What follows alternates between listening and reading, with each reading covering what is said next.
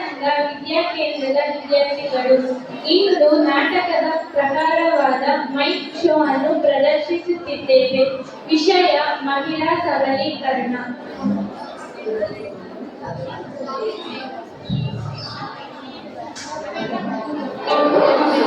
ಶಿಕ್ಷಣ ಹೆಣ್ಣು, ಸರಿಪಡಿಸು ನ್ಯಾಯವಾದ ಹೆಣ್ಣು, ಕನಸುಗಳ ತುಂಬಿ ಭವಿಷ್ಯ ರೂಪಿಸು ಆಶಾವಾದಿ ಹೆಣ್ಣು, ಕರುಣೆ ಮಮತೆ ಹಿತವುಗಳ ಸಂಪತ್ತು ಹೆಣ್ಣು, ರಾಗ ತಾಳ ವೈಯಾರದ ಸಂಪತ್ತು ಹೆಣ್ಣು, ನಿಷ್ಕಲ್ಮಶ ಪ್ರೀತಿ ಸ್ನೇಹಗಳ ಸಾಗರ ಹೆಣ್ಣು, ಸೃಷ್ಟಿಯ ನೀತಿ ಹೃದಯಗಳ ಆದರ ಹೆಣ್ಣು, ಕತ್ತಲೆ ತುಂಬಿದ ಬಾಳಲ್ಲಿ ದಾರಿದೀಪವಾದವರು ಹೆಣ್ಣು, ನೋವುಂಡರ ಜಯಕ್ಕೆ ಬದುಕು ಕೊಟ್ಟವರು ಹೆಣ್ಣು.